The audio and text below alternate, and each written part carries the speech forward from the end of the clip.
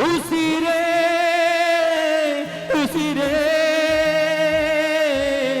ಒಡಲನು ಬಿಟ್ಟು ಹೋದೆಯ ಉಸಿರೇ ಉಸಿರೇ ಒಡಲನು ಬಿಟ್ಟು ಹೋದೆಯ ನನ್ನ ಬಾಳಿನ ಜ್ಯೋತಿಯಾಗಿ ನನ್ನ ಪ್ರೇಮದ ಮೂರ್ತಿಯಾಗಿ ನನ್ನ ಪ್ರಾಣಕ್ಕೆ ಪ್ರಾಣವಾಗಿ ಎಲ್ಲಿಗೋದೆ ದೂರವಾಗಿ ಚೆಲುವೆ ಒಲವೇ ಚೆಲುವೆ ಒಲವೇ ಉಸಿರೇ ಉಸಿರೇ ಒಡಲನು ಬಿಟ್ಟು ಹೋದೆಯ.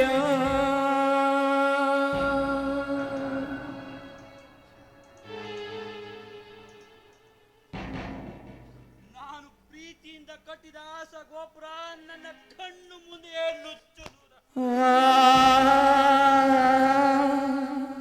ನಾನು ಬಾಳೆಂಬ ಬಂಡಿಯಲ್ಲಿ ಪ್ರಯಾಣ ಮಾಡುವ ಮೊದಲೇ ಸಿಡಿಲ ಹಾರ್ಬಡಕ್ಕೆ ಸಿಕ್ಕಿ ನನ್ನ ಬದುಕು ನರಕವೇ ಜರುಗಿತ್ತು.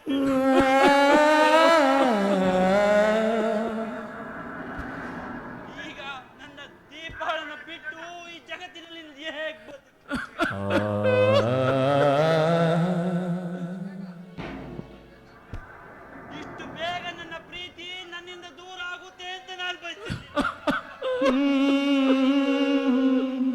ನಾನು ಏನ್ ದ್ರೋಹ ಮಾಡಿದೆ ಅಂತ ನನ್ಗೆ ಈ ರೀತಿ ಮಾಡಿದೆ ದೀಪ. ನಿನ್ನ ನನ್ನ ಪ್ರಾಣಕ್ಕಿಂತ ಹೆಚ್ಚಾದ ಪ್ರೀತಿ ಮಾಡಿದಕ್ಕೆ ನನ್ಗೆ ಈ ರೀತಿ ಮಾಡಿದೆ. ನನ್ನ ಹೃದಯದಲ್ಲಿ ಹಕ್ಕಿ ಪಕ್ಷಿಗಳಂತೆ ಕುಣಿದಾಡಿ ಮಾಯಾ ಜಿಂಕೆಯಂತೆ ಮಾಯವಾಗದೆ ದೀಪ. ನಾನು ಏನ್ ದ್ರೋಹ ಮಾಡಿದೆ ಅಂತ ನನ್ಗೆ ಈ ರೀತಿ ನನ್ನ ಬದುಕನ್ನು ಕತ್ತಲಿ ಹಾಗೆ ಮಾಡ್ಬಿಟ್ಟಿಲ್ಲ ದೀಪ.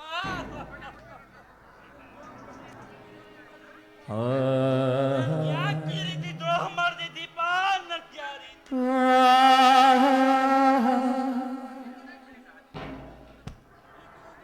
ಈ ಕಡೆ ನೀನೂ ಸುಖ ಬರಲಿಲ್ಲ, ಆ ಕಡೆ ನನ್ನನ್ನು ಸುಖವಾಗಿ ಬದುಕಕ್ಕೂ ಬಿಡಲಿಲ್ಲ. ಯಾಕೆ ನನ್ಗೆ ಈ ರೀತಿ ದ್ರೋಹ ಮಾಡಿದೆ ದೀಪ?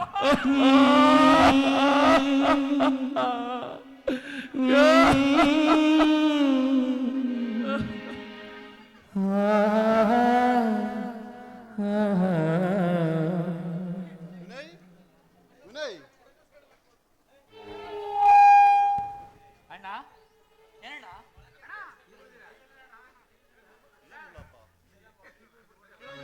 ನೋಡ್ತಿದ್ರೆ ಏನೋ ಜೀವನದಲ್ಲಿ ಕಳ್ಕೊಂಡು ಹೋಗ್ತಾರ ಇದೆಯಾ? ಯಾಕಪ್ಪ, ಏನಾಯ್ತಪ್ಪ? ಅಣ್ಣ ಅಂಥದ್ದೇನು ಆಗಿಲ್ಲ ಅಣ್ಣ. ಅಂಥದ್ದೇನಾದ್ರು ಆಗಿದ್ರೆ ನಾನು ನಿಮ್ಗೆ ಹೇಳ್ತಿರ್ಲಿಲ್ಲ. ನೀನು ಮೊದಲಿನ ತರ ಇಲ್ಲ. ನಿನ್ನಲ್ಲಿ ಇತ್ತೀಚಿನ ದಿನಗಳಲ್ಲಿ ತುಂಬಾ ಬದಲಾವಣೆಗಳು ಕಾಣ್ತಾ ಇದೆ. ಜೀವನದಲ್ಲಿ ಏನೋ ಕಳ್ಕೊಂಡಿರೋ ಆಗಿರ್ತಿದ್ಯಾ, ಅದೇನು ಅಂತ ನಮ್ಮ ಮುಂದೆ ಹೇಳ್ಕೋಬಾರ್ದೇನೋ. ಅಣ್ಣ ಅದಕ್ಕೆ ಅಂಥದ್ದೇನು ಆಗ್ಲಿಲ್ಲ ಅಣ್ಣ. ನೀವ್ಯಾಕೆ ಇಷ್ಟೊಂದು ವ್ಯಥೆ ಪಡ್ತಾ ಇದ್ದೀರಾ? ಅಂಥದ್ದೇನಾರು ಆಗಿದೆ ನಾನು ನಿಮ್ಗೆ ಹೇಳ್ತಿರ್ಲಿಲ್ವಣ್ಣ. ಏನೋ ಅಪ್ಪ, ನನಗೊಂದು ತಿಳಿತಾ ಇಲ್ಲ. ನೀನ್ ಯಾವ್ದಾದ್ರು ಸಮಸ್ಯೆ ಸಿಕ್ಕಿ ಎಲ್ಲಿ ನಮ್ಮಿಂದ ದೂರ ಆಗ್ತೀಯ ಅಂತ ಭಯವಾಗ್ತಿದೆ ಕಣೋ. ಅಣ್ಣ ಏನ್ ಮಾತು ಅಂತ ಆಡ್ತಾ ಇದ್ದೀರಣ್ಣ? ನಾನು ನಿಮ್ಮಿಂದ ದೂರ ಆಗುದೆ. ಏನೇ ಸಮಸ್ಯೆಗಳು ಬಂದ್ರು ಎದುರಿಸ್ತೀನಿ ಹೊರತು ನಾನು ನಿಮ್ಮಿಂದ ದೂರ ಆಗ್ತೀನಿ ಅಣ್ಣ. ಸಾಧ್ಯವಿಲ್ಲದ ಮಾತಣ್ಣ, ಇದು ಸಾಧ್ಯವಿಲ್ಲದ. ಯಾಕಪ್ಪ ಯಾಕಪ್ಪ ಇಷ್ಟೊಂದು ಫೀಲ್ ಮಾಡ್ಕೊಂಡು ಮಾತಾಡ್ತಿದ್ದ? ಇಲ್ಲ ನೋಡು, ನಮಗೆ ನಿನ್ನ ವಿನಯನ ವಿಶಾಲ ಬಿಟ್ರೆ ಇನ್ಯಾರಿದ್ದಾರೆ? ಇಲ್ಲ ನೋಡು, ನೀವ್ ಯಾವತ್ತು ನಮ್ ಕಣ್ ಮುಂದೆನೆ ನಗನಗ್ತಾ ಇರ್ಬೇಕನ್ನೋದೇ ನಮ್ಮ ಆಸೆ. ಹೌದಪ್ಪ, ನೀವಿಬ್ರು ನಮ್ಮ ಎರಡು ಕಣ್ಣುಗಳಿದ್ದಂತೆ.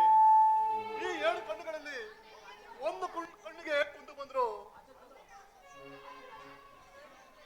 ಈ ನಮ್ಮ ಎರಡು ಹೃದಯಗಳು ನಿಂತ ನೀರಲ್ಲಿ ನಿಂತೋಗುತ್ತೆ ಕಣೋ. ಅದಕ್ಕೆ ಅಂತ ಫೀಲ್ ಮಾಡ್ಕೊತಾ ಇದ್ದೀರಾ? ಅಂಥದ್ದೇನೋ ಆಗಿದ್ರೆ ನಾನು ನಿಮ್ಗೆ ವಿಷಯ ತಿಳಿಸ್ತಿರ್ಲಿಲ್ಲ. ಸರಿಯಪ್ಪ, ಕೂಡ ಬಯಸೋದು ತನ್ನ ಎರಡು ಕಣ್ಣುಗಳನ್ನು. ಒಟ್ಟಲ್ಲಿ ನೀವು ಚೆನ್ನಾಗಿದ್ರೆ ನನ್ನಷ್ಟೇ ಸಾಕು. ಹಾಗೆ ನಮ್ಮ ಸಂಸಾರದ ಬಂಡಿ ಸುಗಮವಾಗಿ ಸಾಗುತ್ತೆ.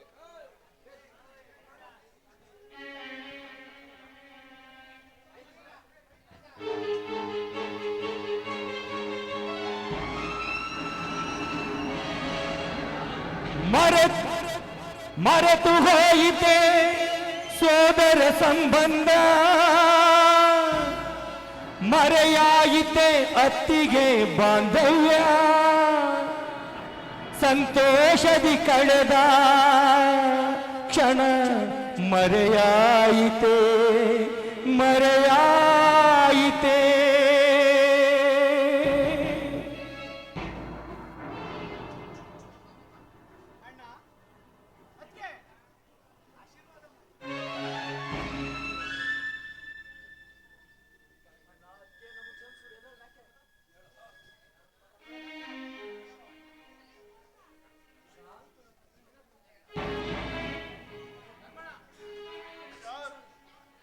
ವಿಶಾಲ್, ಏನೋ ಇದೆಲ್ಲ?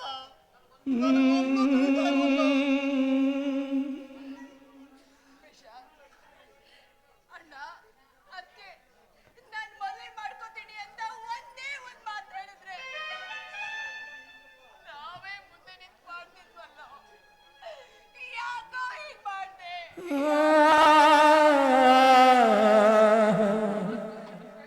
ಅದಕ್ಕೆ ನನ್ನ ಮಾತು ಕೇಳಿ.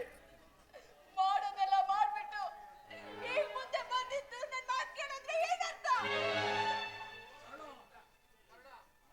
ಸರಳ, ಹೀಗ್ ಮಾತಾಡಿ ಏನೇ ಪ್ರಯೋಜನ? ಎಲ್ಲ ದೈವ ಇಚ್ಛೆ.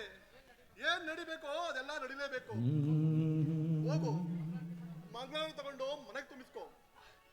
ಅಲ್ಲ ರೀ, ಅದು ನನ್ನ ಹೋಗು.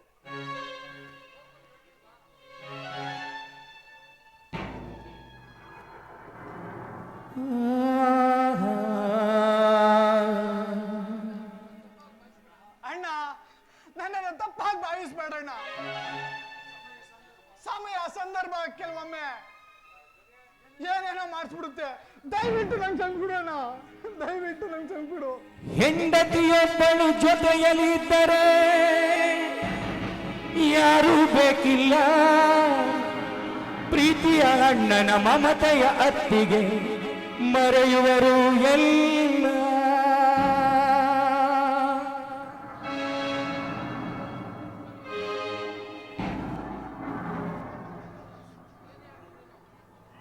ವಿಶಾಲ್, ಏನೇ ಆಗ್ಲಿಕ್ಕೇನೋ ದುಡ್ಬಿಟ್ಟೆ ಕಣ. ಯಾವ್ದೇ ನೀನು ನಿರ್ಧಾರ ತಗೋಬೇಕಾದ್ರೂ ಯೋಚನೆ ಮಾಡ್ಬೇಕಾಗಿತ್ತು. ಸರಿ, ನಡೆಯೋದೆಲ್ಲ ಒಳ್ಳೇದಕ್ಕೆ. ಸರಳ,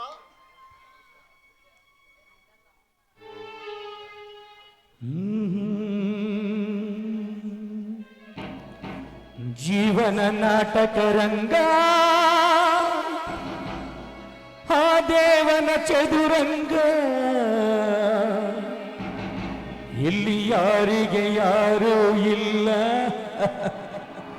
ಅನುಬಂಧಕ್ಕೆ ಅರ್ಥವೇ ಇಲ್ಲ. ಜೀವನ ನಾಟಕ ರಂಗ, ಆ ದೇವನ ಚದುರಂಗ, ಇಲ್ಲಿ ಯಾರಿಗೆ ಯಾರೂ ಇಲ್ಲ, ಅನುಬಂಧಕ್ಕೆ ಅರ್ಥವೇ ಇಲ್ಲ, ಅನುಬಂಧಕ್ಕೆ ಅರ್ಥವೇ ಇಲ್ಲ, ಅನುಬಂಧಕ್ಕೆ ಅರ್ಥವೇ ಇಲ್ಲ.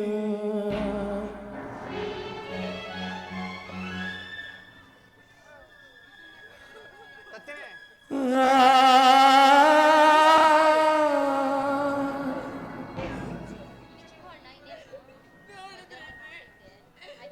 ನೋಡಿದ್ರ ನಮ್ಮ ಮುಂದಿನ ಮಕ್ಕಳಲ್ಲಿ ಒಬ್ಬ ಏನ್ ಮಾಡ್ಬಿಟ್ಟ? ನನ್ನ ಕಣ್ಣನ್ನೇ ನನಗೆ ನಂಬಕ್ಕಾಗ್ತಿಲ್ಲ.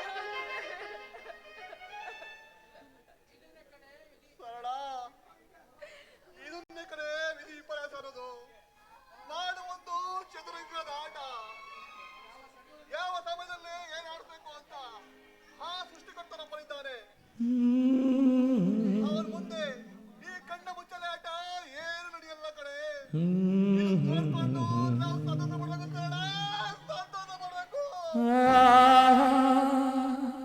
ಅಣ್ಣ ನೀವ್ ಯಾಕಣ್ಣ ಅಳ್ತೀರ? ಯಾವ್ಯಾವ ವಿಷಯಗಳಿಗೆ ಅವ್ನು ದುಡುಕಿ ತಪ್ಪು ಮಾಡ್ಬಿಟ್ಟಿದ್ದಾನೆ ಅಷ್ಟೇ. ನಿಮ್ಮ ಕೈ ಮುಗ್ ಬೇಡ್ಕೊತೀನಿ ಅಣ್ಣ, ಅವನನ್ನ ಚಂಪಿಡಣ್ಣ, ಚಂಪಿಡು. ವಿನಯ್, ವಿನಯ್, ವಿಶಾಲವಾದ ಹೃದಯವಂತಿಕೆಗಳು. ಆದ್ರೆ ವಿಶಾಲ್ ನಮ್ಮನ್ನು ಏನು ಹೇಳ್ದೇನೆ ಈ ರೀತಿ ಮಾಡ್ದವ ಸರಿಯೇನೋ? ಅಯ್ಯೋ,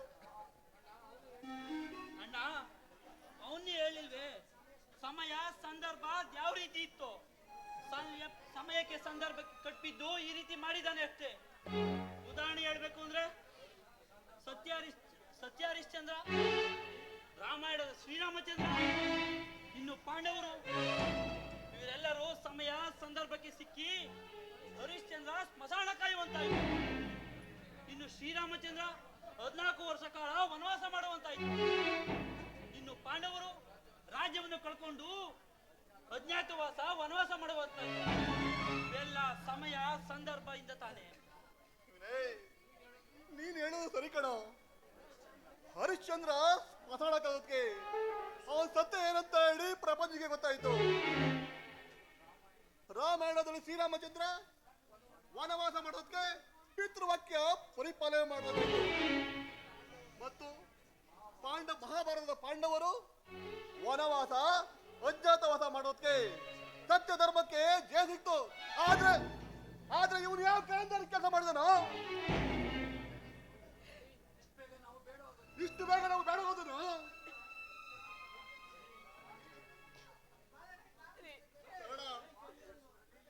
ಇಲ್ಲ ನೋಡಿ, ಮಾತು ಬೆಳೆಸೋದ್ರಲ್ಲಿ ಯಾವ ಪ್ರಯೋಜನನೇ ಇಲ್ಲ ರೀ. ಮುಂದೆ ಅವ್ರ ಜೀವನಕ್ಕೆ ಸುಖಕರವಾಗಿರ್ಲಿ ಅಂತ ಏನಾದ್ರೂ ದಾರಿ ಮಾಡಿಕೊಡಿ ಅಂದ್ರೆ. ಆದ್ರೂ ದೊಡ್ಡವನ್ ಮದ್ವೆ ಆಗೋವರೆಗೂ ಅವ್ನು ಕಾಯ್ಬೇಕಿತ್ತು. ಕಾದಿದ್ರೆ ಚೆನ್ನಾಗಿರ್ತಿತ್ತು.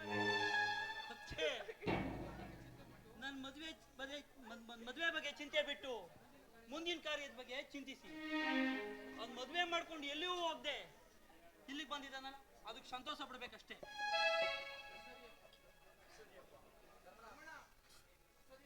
ಸರಿಯಪ್ಪ, ಗಳಿಗೆ ಒಪ್ಪತ್ತು ನೋಡ್ದೆ ಮದುವೆ ಮಾಡ್ಕೊಂಡು ಬಂದಿದ್ದಾನೆ. ನಾನು ಹೋಗು ಚಿನ್ಮುದಿ ಹತ್ರ ಟೈಮ್ ಹಾಕಿಸ್ಕೊ ಬರ್ತೀನಿ. ಅದೇ ಸಮಯದಲ್ಲಿ ಶಾಸ್ತ್ರಗಳೆಲ್ಲ ಮುಗಿಸ್ಬಿಡೋಣ. ಸರಳ, ನಾವು ಹೋಗ್ಬಿಡ್ತೀನಿ ಮನೆ ಕಡೆ, ಜೋಪಾನ ಕಡೆ.